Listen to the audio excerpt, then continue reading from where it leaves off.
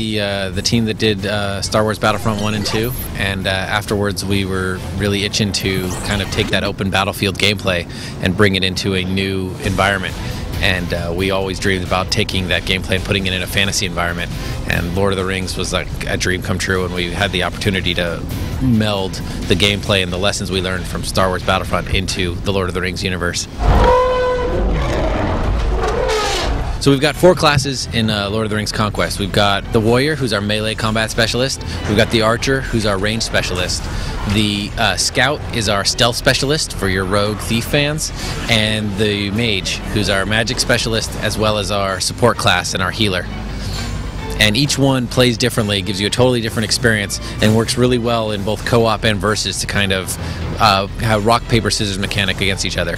We knew from the get-go we needed a robust melee combat system, but we also wanted to keep that shooter experience. So we kept the Archer component, and for the fans of a shooter, you can run around and play the whole game as an Archer, but if you really kind of want to engage in the melee component, we have a robust melee combat system in the game as well.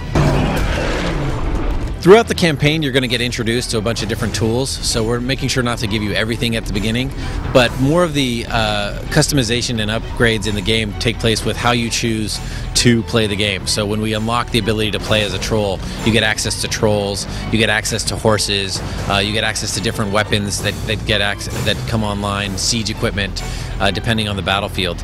And then each character class has their own kind of individual upgrading. For example, the Warrior starts out and he has his basic melee attacks, but as you start taking out more and more enemies, you start building up energy, and you can use that energy to pull off more and more spectacular moves and devastating moves.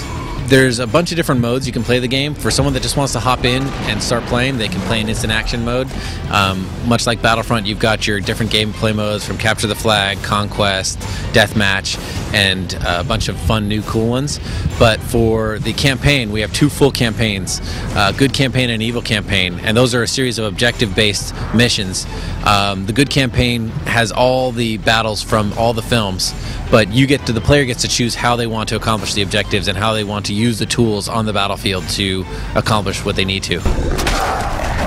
You get to play as all the heroes in this game, both good and bad, because you get to play this game from the good side and the bad side. So we've got Aragorn, Legolas, Gimli, Gandalf, Frodo, Faramir, and a ton of others on the good side.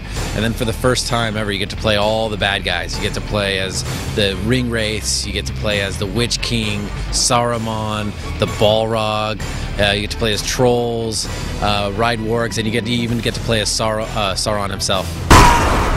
Lord of the Rings Conquest is coming out on the Xbox 360, the PS3, the PC, and the DS, and it's coming out this fall, 2008.